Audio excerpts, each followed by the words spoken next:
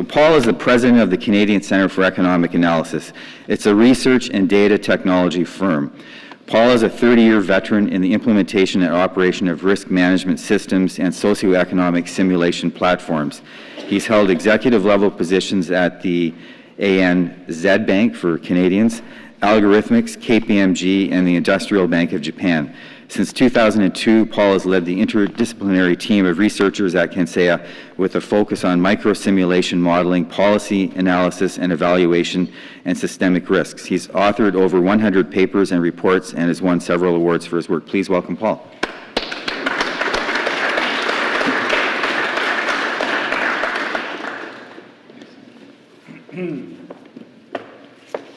Good morning. Thank you, Andy. It's very hard to follow Andy because as someone who is in the numbers with a large team, our humour tends to be somewhat a little bit dry. So first of all, we've got to thank our sponsors, the Ontario Association of Architects, ResCon, the Residential and Civil Construction Alliance of Ontario, the Ontario Construction Secretariat. We would like to extend our thank you to you in terms of being stakeholders within the residential construction area and the patience that you've had with this exercise over the last couple of years. The data sets and the technology that we're going to be talking about today and the conclusions would not have been possible without your support. We also want to thank experts. There's been a series of experts over the last year and a half that have been involved in which we've asked for their opinions, we've asked them to look at certain numbers and things like that. And what I will say is while I feel it's very nice to hear that Paul this and Paul that, Paul's actually a team of people. There's over 8 different CANCEA members that have been involved in this research over the last couple of years, and you know, my heart and my professional respect goes out to them. Matt and David are here today from the team, and if I get any questions that start to deep dive on the issues, I'll be asking them to run up to the podium very quickly. And thank you to you. Thank you for actually showing up and expressing an interest in housing affordability across Ontario and the GTHA. And please use the Twitter handle or refer to us on Twitter if you want to actually share observations, conclusions, and statistics. Now, the irony of the residential construction industry stakeholders supporting this kind of work is amazing, because we're looking at the question of housing affordability, and yet we're looking at the residential construction industry wanting an evidence-based approach to understanding what's actually going on out there, as opposed to whether it's banks or real estate agents or governments. And I appreciate that when Andy first approached us about 2.5 years ago and said, we want you to start looking at housing. We want you to use prosperity at risk and look at housing affordability. And Richard at ResCon, their concern is that there's a bit of a Wild West out there that if affordability is not sustainable, then that could bring a lot of risk to the system and to the various business models of the industry. So on and so forth. So these stakeholders, when you go evidence-based, the risk is you've got to live with the evidence. And so I do want to emphasise the courage of these stakeholders to have gone evidence-based and for living with the evidence. So as I mentioned, 2.5 years ago, we began to look at the research by examining the complexity of housing and starting to collect massive data sets around housing. The importance of the housing market, and therefore shelter, is evidenced by its ability to virtually affect every facet of the economy. And so when we started looking at housing for the first time and housing affordability, we were amazed in terms of averages and aggregates that were being used. The fact that everyone was talking in silos and they didn't respect the system as a whole. There's incomplete data in the housing world. In fact, it's taken us close to 3 years to reconnect all the data back to the very objects that generate the data, such as households. The complexity of shelter is ignored. So we're not here to talk about housing prices today. Even though housing prices are one of the factors in the room, we're actually here to talk about housing affordability. And housing affordability is ultimately your ability to make ends meet. And what does that mean to us as a society? What risks does that bring to us as a society? And how is it actually changing the very fabric of development of the GTHA? You'll find that many of the debates over the last couple of years around housing affordability has been about ownership.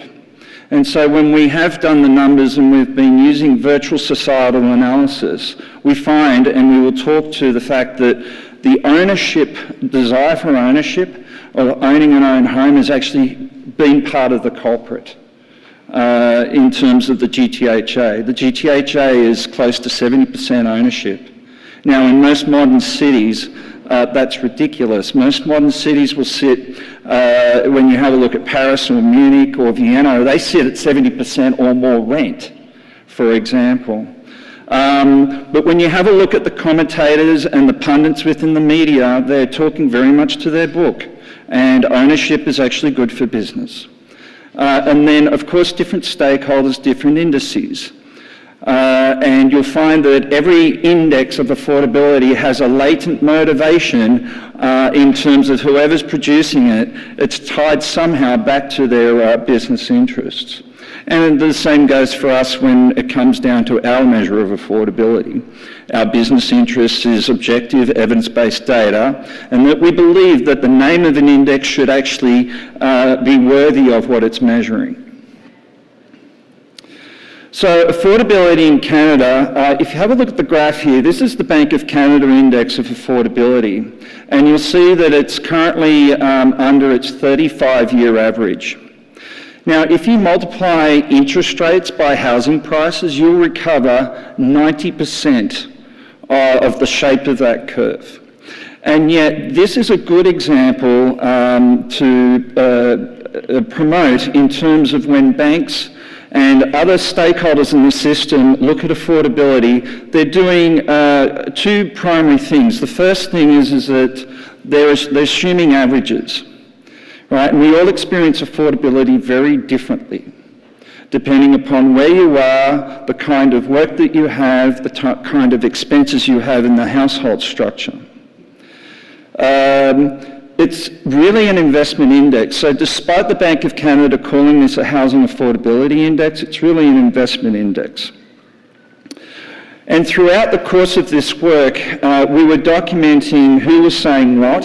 So on the left-hand side here, we've got governments, universities, think tanks, construction, real estate, banks, and other. And so everyone has an opinion on housing affordability, as evidenced by this. It's in the report if you actually want to have a closer look at it. But housing affordability is an incredibly complex topic. And experts across all viewpoints provide different possible answers as to what's actually driving the phenomena that we see in the marketplace today. And the issue is that there's no consensus of the driving factors, not even amongst stakeholder groups. They can't all be wrong, but individually they're only focusing upon a few issues, and they typically have the conversation in silos. And there's obviously a need to rationalise this complexity. And that's part of the objective of this work, and this work took close to 2 years to complete, is to start to rationalise complexity and see if we can, purely from an evidence-based point of view, because we're not stakeholders in this game. Right? We're data analysts and data vendors. We have no agenda in the housing affordability space. Our agenda is to link data, analyse data, and come back and report what we see. Sometimes that's good for business and other times not so much. But when you have a look at what people are saying, organisations and different stakeholders are saying in the papers, you can also see that there are things that they will talk about and not talk about. And there is a miraculous mapping between what they say and certain business interests. So banks don't like to dwell on rental supply and appropriateness of dwelling fit. Banks like to talk about ownership. Banks like to talk about investment. Real estate and construction don't want to talk about speculation or investment, for instance. No one is talking about stagnating wages. Very few have been talking about rental supply and diversification of rental supply, and no one's really talking about generational wealth effects. But all these ingredients conspire and come together as being a primary part of the affordability equation. So what makes this study different? Well, the first thing is that we're not stakeholders in this. We have no agenda other than building and analysing really cool data sets. Second, we want to use modern computer techniques. Essentially, CANCEA is not your usual economists or risk managers or data scientists. We use big data techniques, machine learning. Pretty much the organisation is full of theoretical physicists that love to play around with data and how different data combines together to conspire to show different effects. And so second, using modern computer techniques, we can actually, once the data's all in, we can sort of set computers to do the job of hundreds and to start investigating different hypotheses as to what could be going on within the marketplace. So the first point we want to make is linked data. This is really important if you want to understand what you're looking at from other organisations or governments, but the very linking data back to the very objects that generates the data is very important to understand markets, right? And so we've been linking hundreds of data sources back to individual households. So we now are able to, and quite proud to say this, reduce, for instance, the City of Toronto down to 25 different locations by groups of 500 households if necessary. But we do that across the country. But by doing that, we can now understand that if we see a household yesterday that has a certain income, assets and liabilities and what have you, and certain children's structure, it gives us a much better appreciation of what they mean both socially and economically. The next point is we model using virtual society analysis or agent-based modelling. So within the computer platform, we have over 56,000 communities across the country, as if they're synthetically living and doing what they do. And the reason why we do that is that we want to appreciate what infrastructure means. If we build a bridge over there, how might the society start using that bridge? Or if we change taxation rates, how would society or different groups of society respond?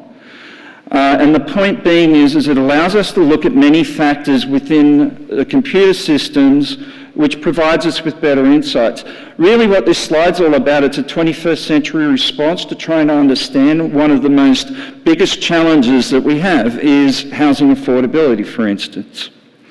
And the third is path analysis. Is being able to simulate cities, regions, municipalities in time so that we know where a household was yesterday. In the system, we know where a household is today and where they actually might be tomorrow. Because ultimately, that's what it's all about, is where could things be tomorrow? Ultimately, the way things are networked together becomes very important. And we learnt that lesson during 2009.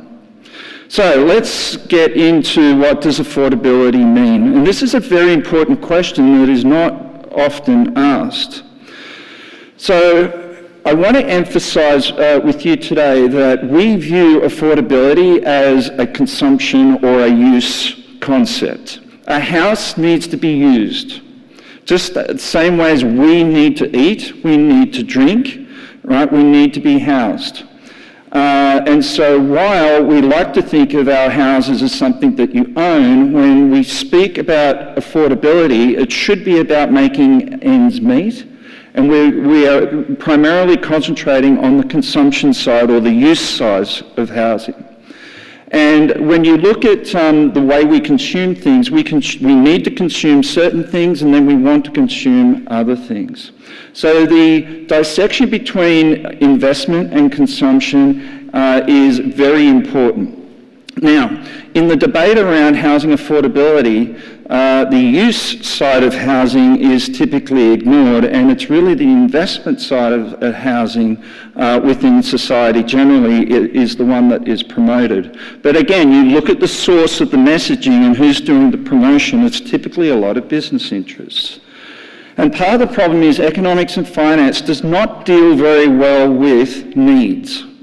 For instance, I recall that Governor Polos about 2 years ago said, well, you can't be responsible for people taking risks, right? Crazy risks in the housing market. Well, in economics, there's the general assumption is you'll keep bidding the price of something up, and then you withdraw from the market when you cannot afford it anymore. The problem is that's fine if what you're bidding on is a want, is something that's nice to have. But when that something is food, water, or getting into the right kind of home, people don't have the option to withdraw from the market. So you do get the fear of missing out, and you will get families trying to overbid investors or speculators to get into the house that will actually suit them. And we'll see shortly that in this region, you don't get the house you need unless you buy it. There are very few rental options. And that, in our computer systems, and when we look at the numbers coming together in the simulations, we see that that generates a lot of friction. And in physics, friction means heat. In real estate markets, it means spiraling prices. Ultimately because in order to be able to get into something that works for me and suits me, I have to actually buy it. Which is equivalent, and it's ironic, it's equivalent to saying because I eat food, I need to own a farm. Right? So if we can just sort of reflect upon those lines. So the shelter consumption affordability ratio, really simply, it's a ratio, as you can see. In terms of the top of the ratio, we look at shelter costs. And shelter costs could be maintenance, insurance, utilities, transportation. It can be your imputed rent, which is, can also be viewed as a proxy sometimes for mortgage payments. But you then divide that by your income, less your taxes and all other necessary expenses that are required. So think of the SCAR index as I earn income, I pay my taxes, I buy food, clothing. If I need childcare services to earn that income, childcare comes out of it, private healthcare costs. I've got a now amount of money in my pocket. What SCAR measures is what percentage of that money do I actually have to spend on housing myself and operationalising that house. So for instance, I might have a cheap house, it costs me nothing other than the fact that it's in the middle of nowhere. I have to include my transportation costs as part of my housing. So if you have a SCAR index of 45%, it means that once you have all your income, pay your taxes and all other necessary expenses, what's left over, you will spend 45 cents in the dollar on housing. And the SCAR index is full of richness in terms of the many factors that are involved that actually could affect the SCAR index. And as I stress, an affordability index should be about making ends meet, right? It shouldn't be about the cost to carry of an investment, which basically the Bank of Canada index is what it's measuring. It shouldn't be about a rate of return on an investment. And as we'll see, that there are surveys that show that most households actually don't see their homes as being part of their long-term investment strategy. But there are other reasons why people prefer or need to actually buy their own home. But the point being here is that the SCAR index is a framework which provides the ability to connect and rationalise the complexity of affordability, and therefore it makes it amenable to analysis. And it's been well adopted since it was introduced 2.5 years ago. It's been well adopted, but primarily outside of Ontario. And yet the SCAR index was born just down the street here. We're in Washington talking about the SCAR index and essentially its ability to be able to really show how different communities and economies are evolving around the SCAR index. So let's get back to some actual results. The Bank of Canada Affordability Index. Here we have it. We've got the average. Everything looks fine. So we're now going to put the Canadian SCAR index on that.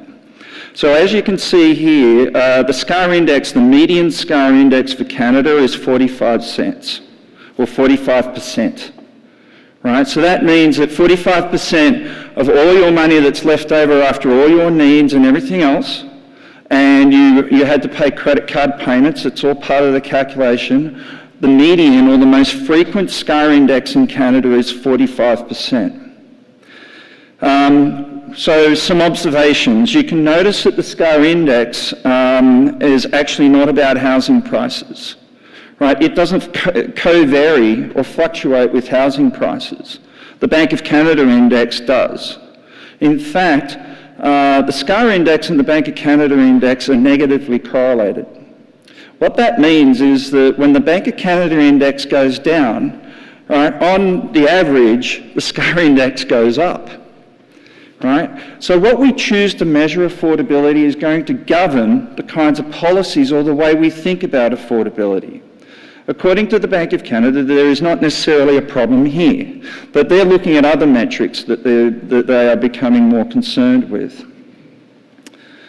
Another feature, the other thing about this SCAR index, which is more of a technical thing, but averages and aggregates, I could take Ontario's income less all the taxes paid in Ontario. I could do that from an aggregate point of view. And I can calculate a SCAR index for Ontario, but it actually wouldn't look like that. Right? What I'm getting at is that this is being built up across over 7 million different households in Ontario, or actually just over 6 million different households. So when you add up households, they add differently to just taking big numbers and creating ratios off big numbers. So now, let's have a look at Ontario and the GTHA. So the red line here is Ontario's SCAR index is 48%, and the GTHA is sitting at 50%. So notice another thing is that the SCAR index for the GTHA is 43% higher than what it was in the 1980s. Now, if we live in an equitable society, or if we live in a society in which we expect our children or generations to actually pay or have the same affordability pressure that we had, then that line should be flat, right? And yet the SCAR index has grown, even since the 1990s, another 20%. Affordability is a real issue, and it's not necessarily felt by people in this room. However, it's through good numbers that are linked back to actual households in different jurisdictions across the GTHA and across different, like within the city of Toronto, that we begin to understand our communities, and we begin to understand why they might be doing what they're doing, or why they're voting for who they're voting for. Further, in GTHA, at a 50% SCAR index, it typically means that on the median, or a fancy average, on the average, people who live in the GTHA have about a 10% harder time from an affordability point of view than the rest of the province. But averages are dangerous. Part of the reason why this project was done is because we can deep dive down to households and groups of households. And a GTHA at 50% does not represent this region or the risk in this region. And so shelter affordability varies by different households, and so does the SCAR index too. So on this slide, you can see the median. I've had to flatten it out because we're now going to wheel in the high-risk households onto this graph, and so I had to sort of squash the graph a little bit. But some of you may have heard of Cmhc's 30% of gross income as a measure of affordability, or what is deemed to be unaffordable from a societal point of view. Well, in SCAR index terms, that's roughly 60%. So 60% roughly measures the point at which a household has been deemed by the society as being unaffordable. And that's where the red line's at. So, in Ontario, 1 in 4 households are at 77% SCAR index, right, which is quite considerable and is well above the 60% affordability level. Now, that's 1 in 4 at 77% of SCAR. In the GTHA, 1 in 3 people are at 77% SCAR index. Now, let's just reflect for a minute a couple of points. The first point is there's no quality of life in SCAR. It's a needs-based calculation only. Right? You're not educating yourself. You're not educating children. You're not going on holidays or buying toys. All that's been stripped out of the SCAR calculation.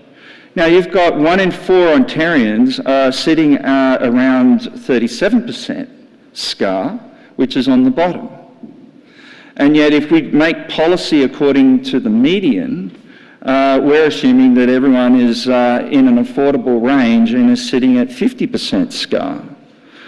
But 1 in 3 is actually at 77% SCAR, and we didn't run the numbers, but we will. But that 1 in 3 actually comes close to about 1 in 2.4 people in the GTHA are living unaffordable life on a needs basis only. Now, think about what that does to an economy. Think about what that does to employment opportunities and quality of life. When you walk down the streets and walk around, just pick 3 people out and one of those on average will be unaffordable from a shelter point of view. And it does become a question of is that the society that we choose to live in? Let me put it a different way. That's equal to 1.9 million people in the GTHA that are at a 77% SCAR. I am not talking 60%, I'm talking even higher than that. Now, we've heard that the City of Vancouver has issues with affordability. Well, people living in the GTHA at 77% or at unaffordable levels is actually 3.5 times the size of the population of the City of Vancouver. Just to give you an idea of what things look like out of there. And the analysis is meant to give us penetration into, right, our communities and our economics and what the future might look like before it actually happens. The other thing about the analysis, and many of you won't be able to see this diagram, but this is a diagram where the x-axis is income of a household, and the y-axis is the SCAR. And so because we deal in individual households and all our analysis can ultimately be dropped down to individual households across the GTHA, you can think of every dot on this graph as being a household. The darker the colour, the more likely you'll find households in that particular area. So for instance, this is demonstrating that affordability is felt by different household structures differently. And so this is single-person households. Now, almost 45% of the people in single-person households are well above the 0.6% SCAR. Single-person households, do you want to put up your hand? My apologies. But the thing is that remembering that as you approach 1, SCAR has no quality of life in it, and as you're approaching 1, you're borrowing to live, right? Or for example, we can look at couple households. We have dual incomes here, we have single incomes there. We have more children on average is a higher SCAR, fewer children is less SCAR. If you were to ask the question of in which particular riding some of these households sit, we can answer that question. Or we can look at lone parent households. There are trends here in terms of the separation between males and females as a general trend. Females, a lone parent, female parent is more likely to have, some group of them will have affordability issues, but remarkably others don't, because the transfer payments and government policy kicks in to actually help them out. And then, of course, we can do maps. This is the GTHA. You probably can't see that. The colours represent, purple represents SCAR, which is probably around the SCAR index that most of the people in this room sort of have. And orange and amber represents high SCAR, or essentially SCAR that's becoming over the median of 50%. And then we can blow that up and actually have a good look at who is living with affordability pressure and not. And so we start to see this emergence of different groups across, for instance, Toronto, the haves and the have-nots from an affordability point of view. And anyone that follows the work of David Holchansky might not be overly surprised by these kinds of maps and diagrams. And so with the results that we're going to be giving you shortly about what seems to be driving affordability, this is the virtual society that we were talking about in terms of tracking the movement of people and their financial situations and some of the decisions that they're making. So what's been driving affordability over the last decade? We've reduced the results down to, and again, the report will have this, but ultimately what we've done is on the left-hand side, we've had over 40 different factors that were modelled. And they were linked. The first thing is that we used computer simulation to find out which factor seems to be primarily explaining changes in the SCAR index. Right? Not housing prices, but in the SCAR index. But we're going to talk about housing prices shortly. On the left-hand side. On the right-hand side, we're looking at behaviours and policies that you might want to think about in making the connection back to the factors themselves. And so on the left-hand side, you'll see that the big overriding factors, and we'll get into a little bit more detail, but we have average home size and population growth. Those two combinations alone, right, are major drivers of demand-side pressure on dwellings. But those on their own do not explain what we're seeing. There are other factors involved. For instance, when you have strong population growth and a falling number of people in households, and then you put on top of that their need to own something in order to be able to right-size themselves into a home, that's beginning to explain what we're seeing in terms of housing prices. But for example, think for a moment, if we go from a household size of 2.6 people to 2.5 people, that doesn't seem to like a lot, okay? But that change in average household size for Ontario increases the demand for the number of dwellings by 200,000. Right, so household structure and the size of the household structure is relevant when you're looking at the demand side for dwellings, because the population's breaking itself down into smaller pieces, but they all demand a roof. Right, so you have to have more roofs, so to speak, or more dwellings to be able to house them. And that's only going to get worse for the time because of the boomers, because the boomers is one of the major contributions to changing household size, because they're empty nesters and they're living in very large homes. For instance, if you're over the age of 65 in a house, you're 85% likely to be overhoused in the GTHA. But we'll talk a little bit more about that later and why that is the case. There is an economic development story that's emerged out of here in terms of the distribution of economic prosperity, stagnating wages, and there's some generational income effects as well. That seems to be a big component of what we're seeing from an affordability point of view. And I'm just reading from this diagram, and as you can see, there's a URL in the top right-hand corner. This diagram's on the web, and it's interactive. You can actually mouse over one side and it'll tell you how it's connected to the other side, right? And the size of the bars is indicating the strength of the explanation of factors to other factors. But shelter demand and supply mismatch we're going to talk about in terms of the under and the over housing phenomena that's occurring. And we'll talk about the various locations in, for instance, the City of Toronto, how one side's growing and the other side's not. And all of this,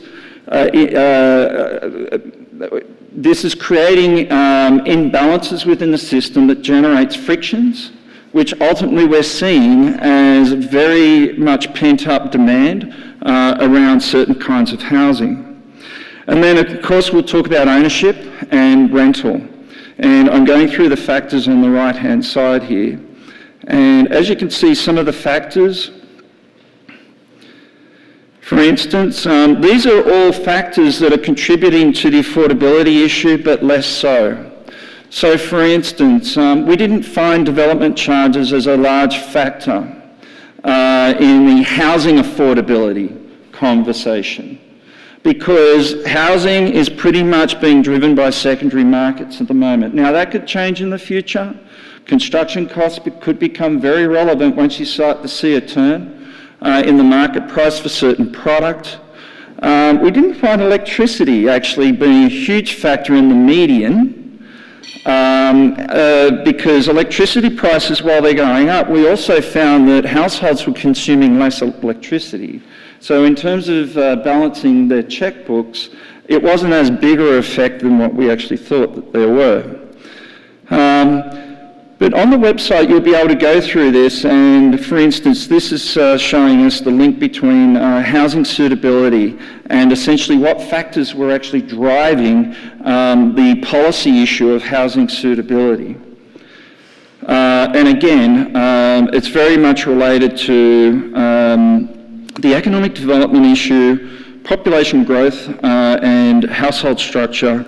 But the two things that I think that most of you will benefit from today is a very strong appreciation of shelter demand and supply. You're going to hear people today talk about it's a supply problem. It's a supply problem. Okay.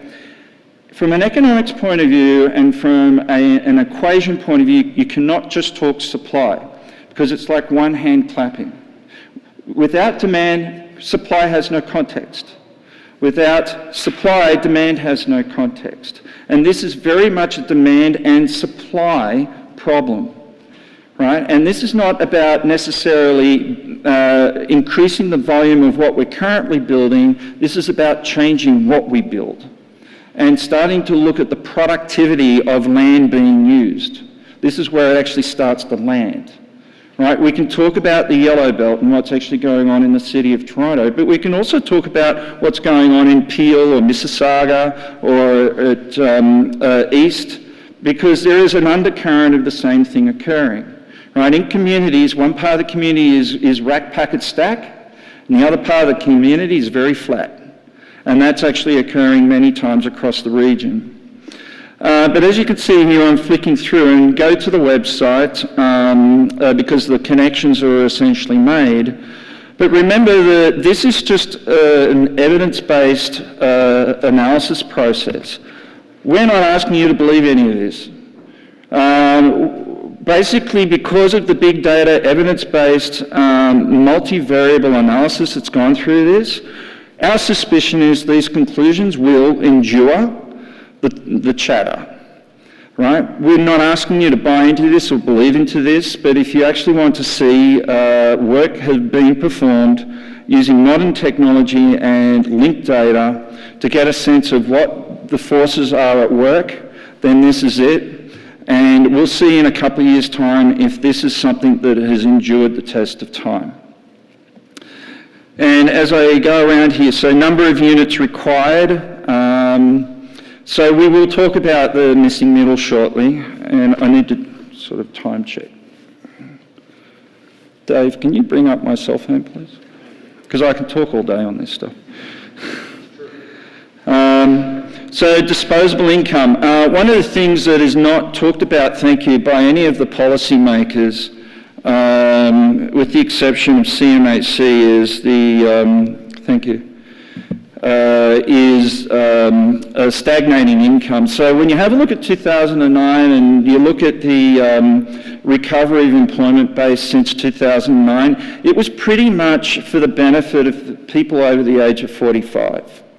Right, there is a crunch that seems to be generationally driven.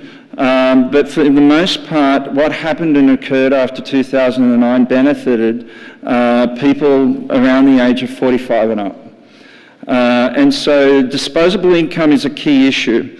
And we'll also look at the fact that at the moment we're talking about the median experience across the region, but we'll also have a quick look at if you're earning less than the median income, what affordability looks like from their point of view. It's very different. Rent versus ownership, we'll talk about. One of the things that is fascinating out of the work that we've done, and it caught us by surprise.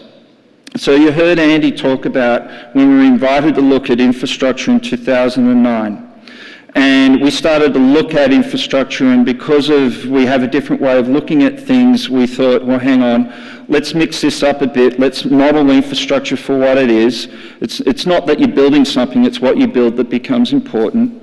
And we started to change part of the dialogue in infrastructure. So when we were looking at housing, one of the things that kept popping up in our simulations is our virtual society. Every time we turned down the supply of rental, we started to see frothiness, and we started to see bifurcations, or basically people in good situations and really bad situations. So one of the things I'd like you to think about in the future, and if there's any academics in the room, study this. Right? The role of rental in society. I know we live in a country, I came from a country that rental was a dirty word. Right? We live in a country where it's culturally preoccupied with the ownership of a house.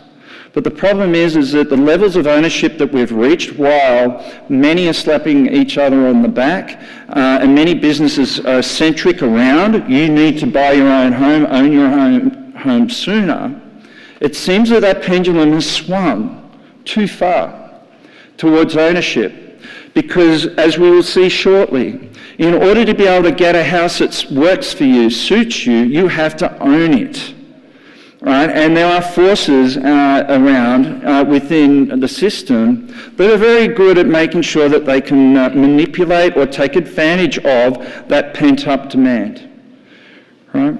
And we'll go through essentially what those ingredients look like.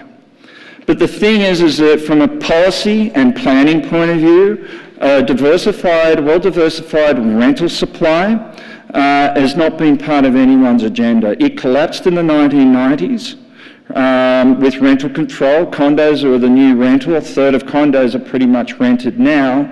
But that's a free market force approach. And remember, in the 1990s we had rental control, which basically gutted the approach to purpose-built rental, and now we've just gone through another round of rental control. And we'll talk about how within the GTHA only, there's about $100 to $150 billion worth of housing that needs to be built over the next decade.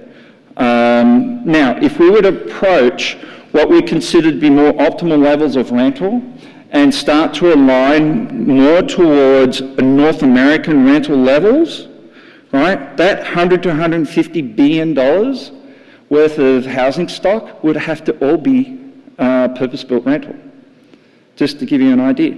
Now, we've got no agenda here. We're just saying, well, this is what the numbers are telling us. We could be totally wrong. We don't walk the streets of the construction or the housing industry. But we do see numbers, and we do see how numbers are interconnected and linked. And we do play games in very large computer systems as experiments to see the kinds of things that might or might not become important. Speculation, very interestingly, speculation, so you can think of speculation in many ways, but part of speculation is the fact that there is a rental stock that's not there, and therefore you're getting overhousing with empty nesters and boomers. And the fact is that speculation itself wouldn't work very well if you didn't have a society that was so preoccupied with ownership. Okay? So just think for a minute, in order for a family to get what they want, they have to own something. When someone is selling a house, there's three kinds of buyers that will show up. Right? You'll get the family that wants to get into it. You'll get the investor that has very deep pockets. We're going to talk shortly about how the liquidity in Ontario has gone up 7 times since 2001 in terms of the money sitting on balance sheets in non-financial businesses. There's a lot of money around people that's actually quite literally looking for a home, right? And then you've got speculators. So you've got the family, right, that basically has to either outbid deep pocket investors or outbid cheap credit speculators, right? And you essentially do start to get to see this spiral. The 30% change in prices we just saw, statistically that's a 1 in 16,000 event, right? A price change per year, to see that, you would only expect to see 1 in 16,000 times, right? So the point is that this is not just driven by speculators and what have you. This is driven by virtue of the fact that there is no grease in the system. So when you have an engine and you suck the oil out of it, what's it going to do? Get hot and slow down. And that's essentially what we're seeing because we don't have diversified rental. Right? So you've got the baby boomers and you've got the empty nesters sitting in single detached, which makes up about 30% of the city. They're basically not reselling their properties and therefore people can't right size. They actually are being very rational. They've got nowhere to go. Right? And that's why we'll start to talk about gentle density. So, as a recap, in the report you'll see on the left-hand side we have factors, and if you really wanted to group the 4 big factors, average household size and population growth. Small changes in average household size leads to big changes in the demand for housing product. Average wages, there's a whole economic development angle to this story.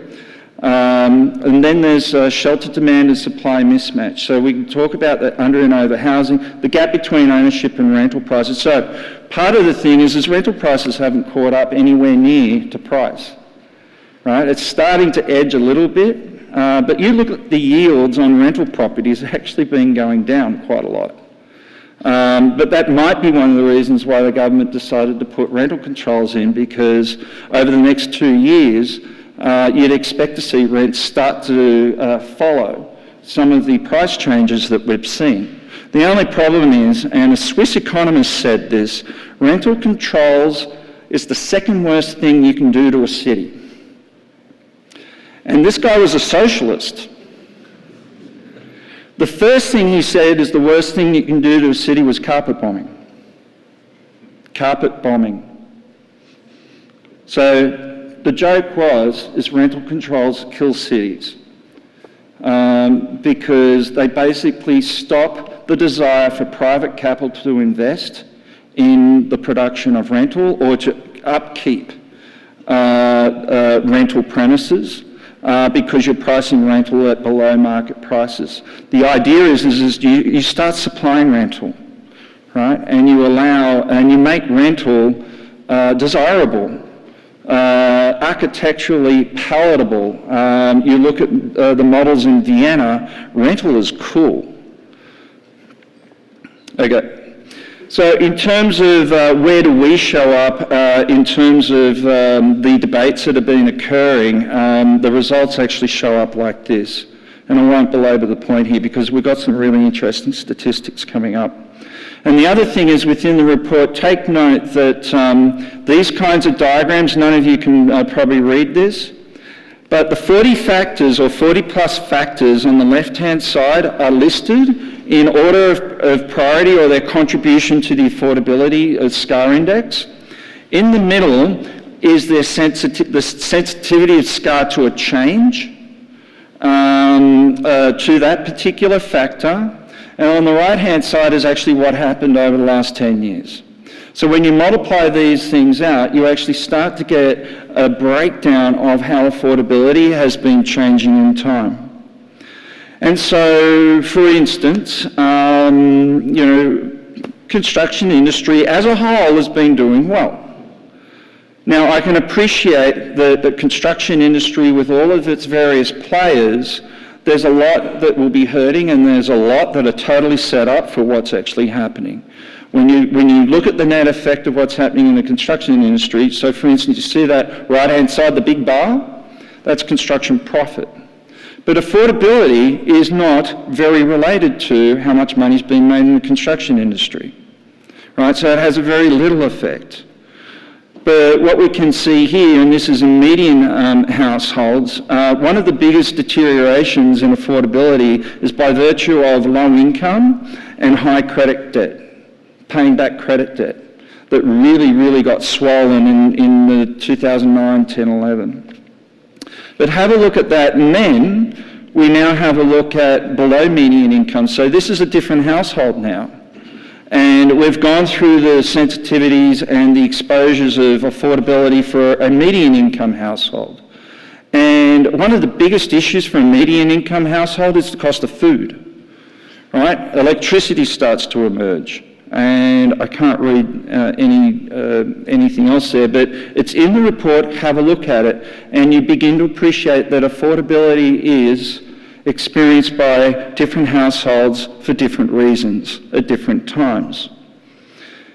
So housing suitability, you would have heard us begin the conversation last year where we were talking about how there's 5 million empty bedrooms within Ontario alone. So if we use the CMHC's national occupancy standard, because you've got to pick some measure of what a spare bedroom is, if you use the CMHC's measure, there's 5 million empty bedrooms in Ontario. Now in the GTHA there's about 400,000 bedrooms that are needed, in which households need because they're underhoused. But over 60% of the GTHA is overhoused, right? They've got more bedrooms than they need. And so in the GTHA, there's about 2.2 million spare bedrooms, which means that it's close to, for every bedroom in need, there's 6 empty bedrooms in the GTHA. So there's an imbalance here. And it's ultimately coming down to this question of missing middle. And essentially, the fact is that the way that the planning, construction and development industries have come together, they build really small stuff or they build really big stuff, but there's not a lot of stuff in between, right? So you're getting people overhoused, people underhoused, and then you've got essentially half of the city, for instance, is ground level, zoned, single detached, and that's actually decreasing in population, which we'll talk about shortly. 80% of people in two-person households are overhoused. I mentioned the statistic earlier is a household with the eldest being over 65 is 85% of those households are overhoused. But part of the problem is that they're aging in place because they've actually got nowhere else to really go. Right? They're not going to go to high rises. Right? These are people that have a standard of living and a quality of life, and they have expectations. The other problem, and again, linking rental into the conversation, we live in a society where you've got to go from ownership to ownership. Okay? Now, that's a very expensive and uncertain enterprise. And in fact, in economics, it's called the double coincidence of what? That's why we have money. So that we're trying to avoid the perils of the barter system, that you don't want my goat today, but I want your lettuce kind of thing. If we can exchange money, I can sell my goat to someone who needs a goat but doesn't have lettuce, and I can use the money to buy the lettuce. The problem is that the similar thing works in housing, is that when I'm selling my home, there has to be the double coincidence that someone else is selling their home that I want at that time. Right? Because if it doesn't happen like that, then I'm not going to be selling my home. And it's very inefficient. Now, if there is a healthy, well-diversified, cool rental market that's diversified, then I can sell my home, I can move in a rental, I can choose to stay there, and if I'm earning a pension, maybe match my pension income against my rental expense, and wait for the opportunity for someone else to sell something that I can buy. But we don't have that. In fact, rental stock across the region is not that desirable, because somewhere along the lines, as a society, we did not recognise the role and importance of rental. Empty bedrooms in the GTHA represents about 17 years worth of construction. So if you were to build the equivalent to all those empty bedrooms, it would take 17 years to actually build them at current construction rates. Outside of the GTHA, it's actually 40 years worth of empty bedrooms. So in the rural areas, you get bigger houses, that kind of makes sense. 67% of people with 5 or more people living in the home are typically underhoused. Just to give you an idea, and most of the underhousing actually occurs in rental markets. We have numbers in terms of how over and under housing is differentiated by incomes, by tenure, by age, and then housing suitability by location. So here we see the distribution of housing suitability in Toronto. So what we're seeing here is that very few people living in houses are underhoused, but many are actually overhoused. But on the apartment side, many people who live in apartments around the outer edge of the city are in fact underhoused, while those downtown and across the subway lines are more likely to be overhoused. So we are very much living sort of a tale of two cities of sorts. We spoke about rental. About a third of Toronto is rented. When we have a look at rent to income, Toronto is comparable to competitor cities. So at the moment, our rent levels are actually comparable. When we start to look at other cities, now it may not be comparable to local incomes for at least 1 in 3 people, as we've identified.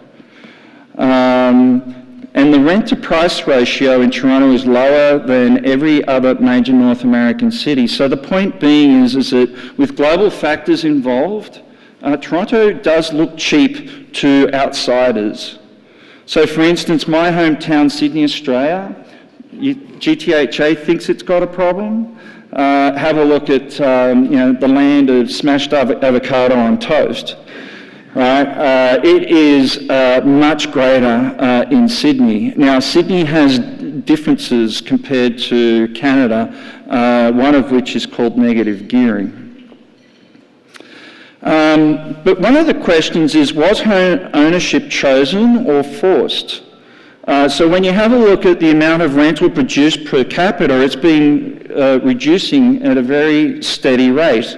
And that's the amber line that you see here. So while rental has increased by about 3% since the 1990s, the GTHA has grown in population by 53%. Now, this is the point that we're making, and like I said, we were surprised by the simulations because we didn't think we'd be up here talking about the importance of rental anymore when we started this, but the conclusion came back around and it was just screaming at us that it's a gentle density problem, but there's also a rental problem because rental means choice, financial choice. We tend to look at the negative aspects of rental. We don't look at the positive aspects of rental, particularly in the modern society where we could have 5 to 6 different careers in 4 to 5 different locations. And when we look at ourselves against comparator cities around the world, we are out of sync with the rest of the planet when it actually comes to the balance between rental and ownership. And so condos have become to dominate the Toronto market instead of purpose-built rental. And over the last 20 years, over 11 times more condo units have been built in Toronto than apartment buildings. And so the amber line here is the production of condos. Now look at the blue line. What do you think happened in the 90s? It basically is a story of rental control occurred, which basically squished the market. So here we are talking about we need well-diversified, cool, desirable rental across the GTHA. Unfortunately, and I do have empathy from a political point of view, but the band-aid of rental control may only assist in the process over the next 24 months, but it's actually going to kill the solution, unfortunately, and particularly if history repeats itself. The decline in primary rental units per capita has been made up for by the secondary market. So over the last decade, Toronto has grown from 11% condo rentals to now it's 27%. And this basically puts it into perspective. This is home ownership across world-class cities, and the amber is Toronto. So Toronto is essentially second to Calgary and Oslo. But as I mentioned before, while we own about 70% of our homes, other major cities are renting 70% of their homes, right? So what we're talking about is a pivot and a change in the industry that is going to be great for business, because as soon as you get movement of people and big, large groups of people, you get profits and services and everything else. But the thing is that if we maintain this current level of pressure, it's kind of like a Mexican standoff. It's in gridlock, right? And so without proper government policy to sort of starting to open up in particular locations, say diversified rental, like even London and New York are at 50% rental, right? So it is something for us to sort of think about and consider. And while this won't be immediately identifiable, you'll see this in the report, but essentially when you subtract rental, the situation of renters, and you look at the situation of owners, in the simulations that we were performing, that diagram on the bottom should be flatter than what it is.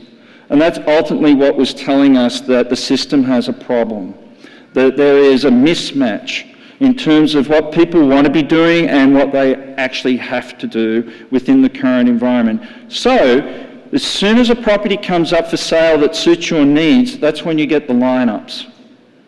Okay, and the overbidding and everything else. And this appears to be structural. So from a housing price point of view, we don't see a major correction coming up anytime soon unless interest rates spike aggressively.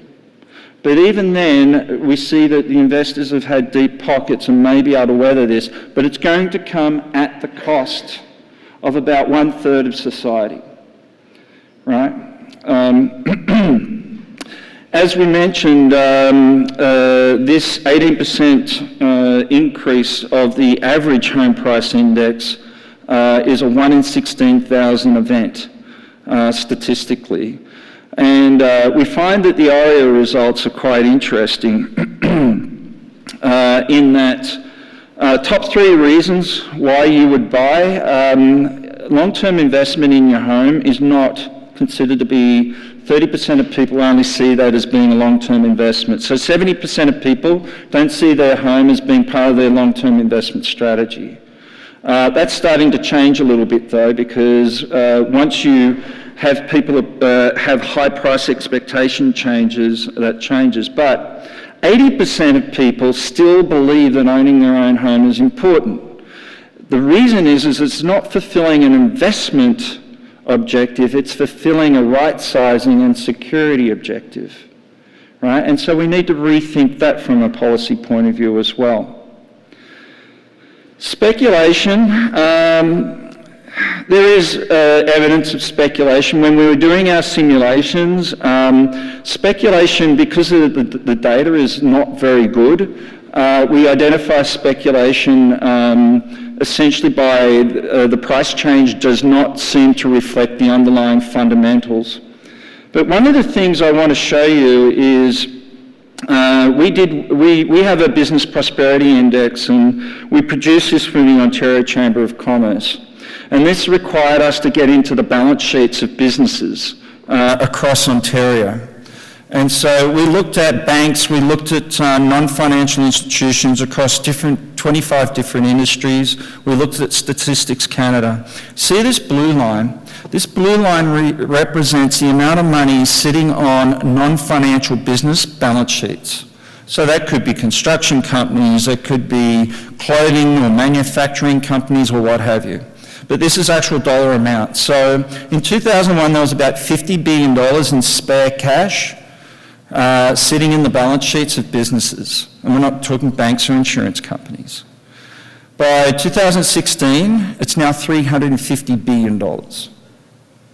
That's 7 times greater. Now, just to put that into perspective, that's almost half the Ontario economy.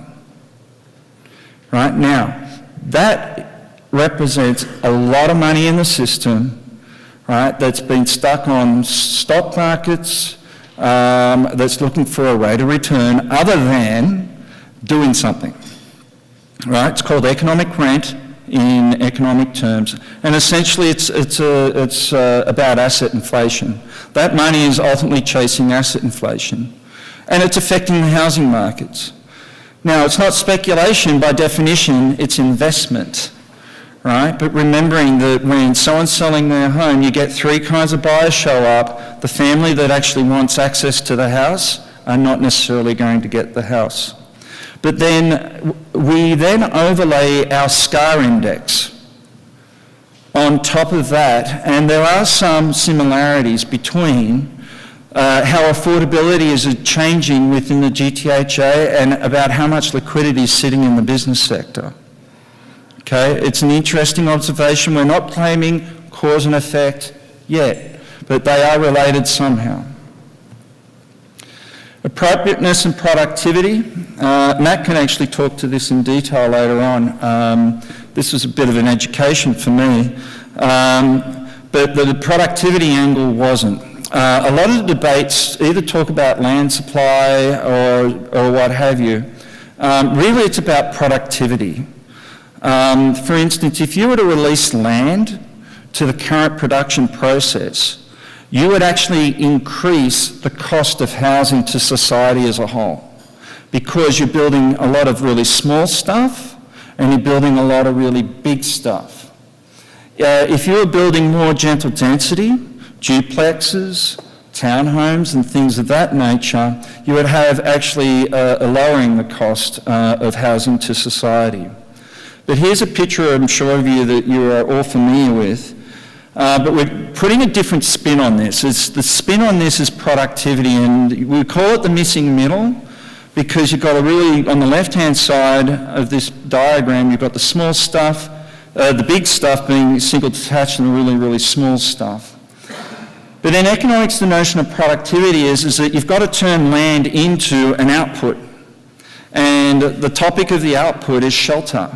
Right, how many people can we house and what have you? Now, the highest productivity is obviously going to be, from a land point of view, high density. But we've also got another part of the problem is that we've got a lot of landowners in the system that have got land, but they don't want to be moving to high density. Right, the baby boomers, for instance, or the empty nesters that are sitting in single detached, don't necessarily want to move to even mid-rise or high-rise, right? They're more interested, when you survey them, they're more interested in gentle density, and they're really interested if you can actually sell the neighbourhood a package and they can actually keep their friends together, right? Which is something that's also quite novel. But from a productivity point of view, the larger the land and the housing size, the less productivity you get for the land. Now, these lines you will not be able to tell, they're in the report, but essentially the green line is apartments and condos, the blue line is detached homes, and the red line is gentle density, okay? And so when you have a look at what the expectations are in 20 years out into the future, gentle density has really taken a hit. And in fact, gentle density inside the city, across the GTHA and across the rest of Ontario is the lowest it is. In fact, when you look at housing completions, so here's the missing middle. If you look at completions by structure, in the last year we had 53% of completions were condos and apartments. 53%. Then you have 30% as single detached dwellings, and the gentle density that we're talking about, the missing middle, is 17%. And so what we were identifying is that this missing middle needs to be opened up. One way or another, it needs to be opened up if you're going to have half, for instance, I'll use the City of Toronto. Half the City of Toronto is sitting in single detached homes, or about 40% of it, and they're not moving. And so if we're going to ask them to move or to incentivize them to move, and the average age of those groups are quite high, we actually need to create desirable places for them to move to, and then overlay on top of that, actually set up rental in which they can match their pensions against their rental expense. Pensioners love to match expenses against their incomes, right? And these are things that need to be thought about. But here, demographic changes have been uneven, and I'm sorry to pick on Toronto, but it's an easy one to pick on. In terms of the variations, so if you have a look at where Toronto is growing and not growing, dark purple on this is growing, and the amber is not growing. And in fact, I'm going to race to this. So what we did here is we overlaid, from a zoning point of view, non-ground development. So you can develop above ground, apartments and what have you. And purple on this diagram represents growth, okay? Now you see a lot of white in these areas. That's typically commercial along transportation routes. But I'll give you a couple of statistics that may surprise you. And again, this is the benefit of having these big databases now, is half the land area of Toronto. Toronto's growing. It's growing on average by about 250,000 people, okay, since 2001. But half the land surface of Toronto has actually fallen in population. Right? The other half actually went up in population. We're looking at the population that went up. And this is what I refer to as the rack, pack and stack. Right? 450,000 people, I think it's 480,000 people, the city has grown in these areas. But now we actually look at ground level development, and you start to see a lot of the amber starting to show up. In these areas, which is ground level, Toronto has shrunk by 200,000 people. Now, just imagine when these people moved into their areas in 2001, there was a certain density, right? There was a certain number of people per square kilometre, and we've got the numbers here. If the city, from a planning point of view, can have these areas just go back to their 2001 density levels, you would grow Toronto by another 200,000 to 250,000 people, right? Without putting pressure on what is already squeezing people into, vertical enterprises. And so we talk about the yellow belt. And again, we've got no skin in this game. All we're saying is that, oh, this is interesting. This appears to be a contradiction. There's an us and them occurring, or the tale of two cities at least. These neighbourhoods are being protected, but these neighbourhoods are actually falling in density. since 2001. So while you protect the neighbourhoods because they're neighbourhoods and they have certain character, their character is in fact changing. And you do have this rack, pack and stack while everything's looking really flat kind of situation occurring. So while we can look at low interest rates and other things as culprits behind housing prices, I'm hoping that we've given you enough sense of the geometry at play and the forces at work that actually provide a very good explanation of why we're living high house prices and we've actually got affordability issues across the GTHA. I'm going to round it up fairly quickly, but one of the things that's beneficial of having linked data, doing path simulation in a big data computer environment is you can start playing around with it. And you can run scenarios. And you can do sensitivity testing. You can change taxes, for instance, or let's say we open up land over here and we can actually start to see how society and economics actually changes with that. So we did the numbers, and what you'll see in the report is where things could go from here. And we've divided them into two different groups. But let's have a look at what possibly could reduce affordability pressures in Ontario. So if we could somehow increase the propensity of people who are overhoused to move, right? And because we use virtual society modelling, we're able to do that in our computers. Is we magically say, hey, you know, we're going to increase your likelihood that you might move out of your big home to a house that's more fitting to your size. If you could do that, then you can reduce affordability pressures back to the late 90s. Now, if you have rent, diversified rent, and you have, if you have just diversified rent, and you're allowing people greater choice within the system, you can actually get housing affordability back to around the 1990s, early 1990s. If you're able to do both of those, you can actually get housing affordability back to the 1980s. And we're not talking about reducing housing prices and things like that. What we are talking about is housing affordability, is allowing people who earn an income and have basic needs expenses not to have spent 60 cents in the dollar that's left in their pocket on their shelter. Now, if you have high shelter vacancy rates, so if you have investors leaving properties vacant, that's a big problem, and that's going to increase the affordability pressures that we're seeing.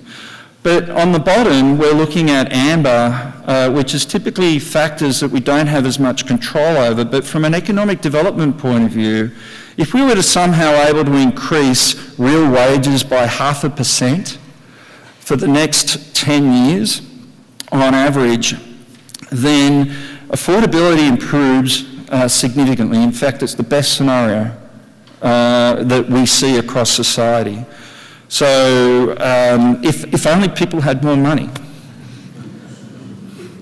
But one of the things to look out for, if household size continues to decrease and this overhousing problem continues to swell, the trend in affordability is only going to get worse, and a lot worse, unfortunately.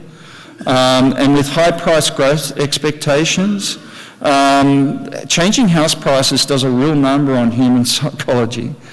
And it's almost a self-fulfilling vicious cycle. As they say, the trend is your friend until the bend in the end. And so somehow we do need to cool off the markets. I think that the government is looking at cooling the markets. Again, I empathise with any government to try and solve the problem in the short term. But one of the messages that we do have is whatever you do in the short term, don't cut the nose off to spite the face in terms of moving to a medium to long-term solution. And we really do think that the rental control aspect is not good. I'm concluding. think about the 100 to 150 billion that needs to be built, and think about whether we're in the right environment or what might need to change in order to be able to build it. And if there are conversations to be had, like real conversations to be had about how changing attitudes across this great city and region might need to change, if we're serious about the 1 in 3 people that we have identified as having extreme affordability issues. And again, this is really, what we've seen is really a problem of geometry, of best fit and heat. There's a lot of frictions, things that stand in the way within our communities that allow people to move around a little bit more freely and actually get access to what they need and then to what they want. So thank you for your time. We hope that we've met our objective of being interesting, novel, to have you sort of think about affordability maybe in a different and unique way. We do have data. We have lots of data. We have a URL there. If you want to look at, ask for a data request, please use it. Otherwise, thank you.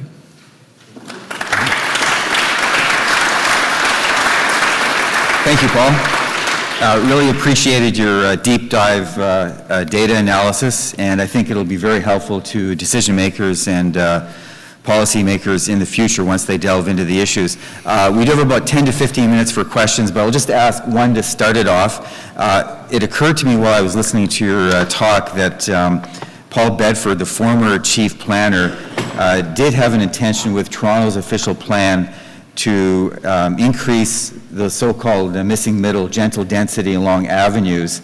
I think the intentions were there, but we haven't necessarily followed through on that plan. But you said about 20% of the housing stock is in that sort of gentle density form.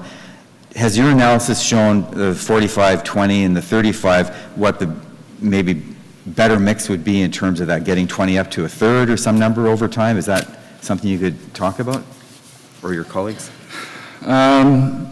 Matt and David, I'll give you a chance to think about this. It really is a question of what you want the city, the region to be, how you want it to grow. Are you comfortable with your levels of unaffordability in society? Are we okay with the systemic risk that might bring to the haves? If you want to grow the city by another 200,000 people, it looks easy on paper, but what looks easy, the path of least resistance on paper, can typically be the path of most resistance out there in the real world. So by sort of tapping into the single detached areas with some gentle density, just go back to 2001 density levels, would certainly grow the city and make it more equitable and possibly more vibrant as these community neighbourhoods. You got a view on that? No? Yeah. So we haven't done the number. The computing and the simulations ultimately need the community to tell us what's important to them, so that we can ask the computers to find possible solutions to what the community is determined as being important. It needs an objective to pursue. I think we have our first question right there. Somewhere. Oh, okay. Who has a question? Everyone's overawed. Well.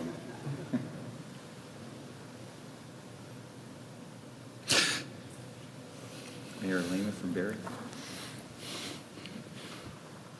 Thank you very much. And I know you're just the number crunchers and don't have a horse in the race, but I'm going to make you. I'm going to ask you a bit of a political question about one of your conclusions, Paul, which is the sort of tenure matching answer, which is a really fascinating one. And I can imagine, as a policymaker, even at the local level of government, potential policy responses that would allow a shift of existing supply, tenure mix and existing supply, financial incentives around rental, which actually might apply more appropriately at upper levels. Can you speak a little bit about what your analysis would tell you in terms of the right way to do that? Did you look at options where government actively attempted tenure matching. Without getting sort of too far into the social engineering, I'd be fascinated in terms of what economic policy options might exist to accomplish that. Okay. I'll tackle this two ways. The first thing I'll say is that you cannot blame market forces for the problems that we have. Market forces pursue risk-adjusted profit. It's like sort of blaming a cat for being a cat. Right? Market forces will pursue and put capital at risk according to that particular objective. So if you can shorten the risk end on the kind of dwellings that planning and government has deemed to be better served the community and make it more sustainable, such as building processes, permitting and things like that. If you can shorten the risk, and in fact, in the equations, for every 1% reduction in risk, you actually get a much bigger kick in risk-adjusted profit, for instance. So basically, builders, developers are looking for you to show them the way to high risk-adjusted profit. And so government and planners might want to think about how to open up those corridors towards more gentle density or mid-rise in certain areas. So that's one side of the answer. The other side is, to live the numbers and everything else, sometimes you've got to walk the street and you've also got to look at other cities. We think of housing affordability as a public policy issue, which it is. However, affordable housing or housing affordability, if you have a look at other countries and cities and study their business models, you don't have to own something to inspire something. So maybe governments should not be in the business of owning apartment buildings and things like that, but understanding free market forces sufficiently enough to incentivize them and to incentivize not-for-profit, a public-private partnership, but between not-for-profits, government and developers to create these syndicates in which the financiers are getting low-risk returns off rental. The developers are actually building and achieving their risk-adjusted profit potential, and government is running a policy that's actually making society ultimately more sustainable.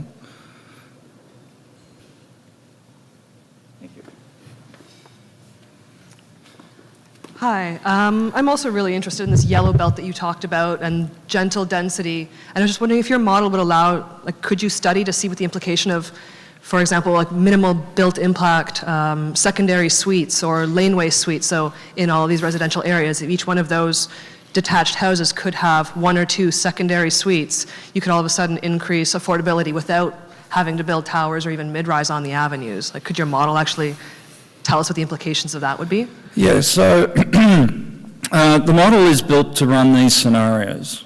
It has enough, it understands enough of what's out there and where it is and what structure it's in and who's competing for it and the incomes and assets and liabilities of various households to be able to run these scenarios. So really the model can run these as an exercise in geometry, right? And so it's really good that way. The model needs to be guided by planners and people who are in touch with politically what the community values are. And the model will help understand what do we got to give up to get, right? Because that's part of the problem in our society is we don't know what we're giving up to get, and therefore we don't know the cost of something to do this, and therefore it doesn't get done. We also don't understand if we say yes to something, what are we saying no to, right? And so that's where the model sort of helps. And thank you very much for that question. That's a nice advertorial for the platform. But it is meant to be something that becomes integrated or supports policy and planning processes. It's not a platform to be looked at as a technocracy. But it really is just something, improves our measurement of not only geometry but possible unintended consequences, because we do live a series of unintended consequences, but we now live a series of unintended contradictions, because we are preoccupied with housing affordability in this country, and yet we've got fairly big imbalances between, there are us and them, both from a generational point of view, wealth and income point of view, and even from a transportation point of view.